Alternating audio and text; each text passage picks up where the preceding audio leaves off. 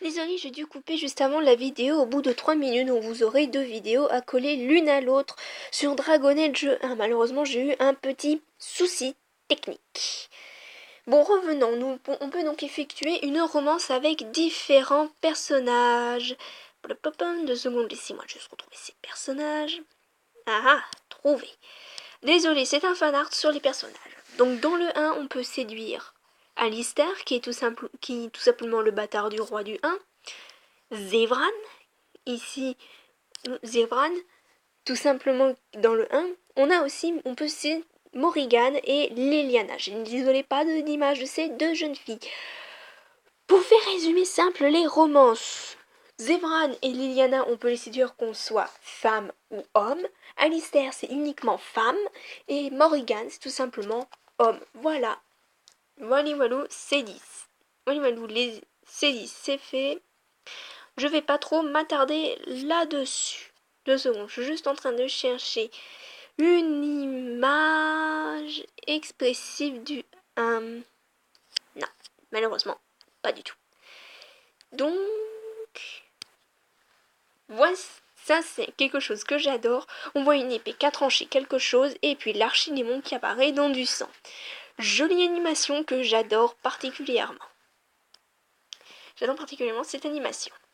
Donc une fois qu'on a tué l'archidémon et qu'on a effectué, en fonction de ce qu'on a fait, on a une cinématique de fin qui est assez géniale. Je ne vous en dis pas plus car je vous laisse découvrir. Le jeu Dragon Age est disponible sur tout type de plateforme à ce que je sache. Et on peut acheter bien sûr l'extension qui est Awakening, qui est représentée par cette image cette fois-ci. 2 petites secondes, accordez. Voilà, par cette image, on est toujours le garde des ombres, mais cette fois-ci, on doit affronter des engences qui parlent. Bien sûr, les engences, normalement, ça ne parle pas. Mais celle-là, bizarrement, elle parle. Donc, c'est l'extension du 1 où on est commandeur et on doit sauver Amarantine qui fait partie de l'Empire, enfin, pas de l'Empire, du royaume de Ferelden. Pour vite résumer, Amarantine est tout simplement attaquée, les gardes des ombres ont tout simplement disparu. Le commandeur doit chercher du comment, du pourquoi. C'est pour ça que tout simplement, on doit recruter de nouveau des personnages. On retrouve bien sûr un personnage, on peut même implanter nos sauvegardes de l'origine dans celui-ci pour faire une continuité dans l'histoire. On peut même le faire dans Dragon Age 2, mais ça, je vous expliquerai en détail dans une prochaine vidéo, le 2. Revenons donc d'abord au Awakening. Donc à notre extension. Cette extension, elle peut s'acheter à côté du 1, ce qui est assez sympa d'ailleurs, parce que je n'aime, personnellement, moi, je n'aime pas acheter les extensions via à la Xbox, via donc à la Xbox ou au PlayStation et autres, parce que je ne trouve pas ça génial. Parce qu'on nous vend une extension qui a l'air super sympa, comme dans tout type de jeu, et on doit remarquer qu'on doit l'acheter sur internet. Et moi j'aime pas, je préfère aller acheter l'extension en DVD ou en CD à côté pour voir ce que ça donne.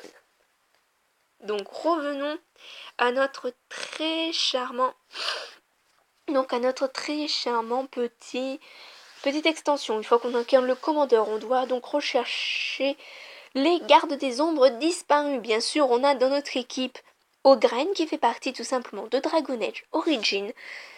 On recrute également un personnage qui sera disponible, qu'on aura bien sûr dans l'O2. Et oui, je parle de Ander. 2 secondes, j'ai une image de Ander, je vais pouvoir vous la montrer.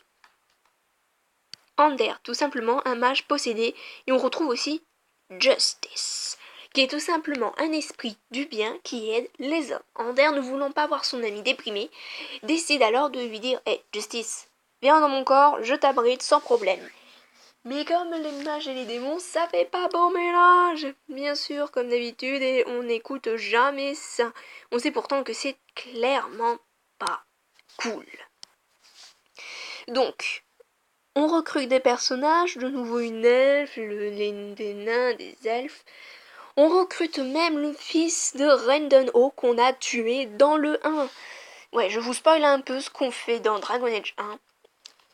Et là, dans ce qu'on fait dans Dragon Age 2. Donc, on doit tuer Donc on tue le père de Nathaniel Hawes.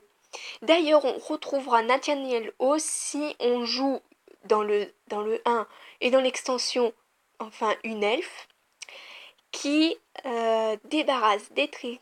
Donc on retrouvera, si on incarne aucune elfe, n'importe quelle, qu'on survit, blablabli, blablabla. On retrouve tout simplement Nathaniel Hawes dans les tréfonds en compagnie de la garde des ombres pour enlever les engences des tréfonds. Les tréfonds sont tout simplement des tegs nains qui sont sous terre. Bon, vous allez me dire, les nains ça vit pas à la surface, ça vit obligatoirement sous une montagne ou sous terre. Sur le coup, vous n'avez pas tort. Ensuite, donc on recrute un esprit, un ancien, etc., etc. Et en fonction des choix que vous faites tout le long de l'extension de Dragon Age Origin, il y aura plus ou moins de conséquences à la fin. Sur ce, je vous dis à très bientôt pour une nouvelle vidéo sur Dragon Age, mais cette fois-ci on parlera de Dragon Age 2.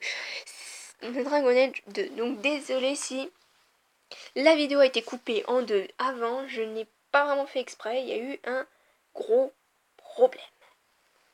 Donc je vous dis à très bientôt pour une prochaine vidéo. Salut tout le monde!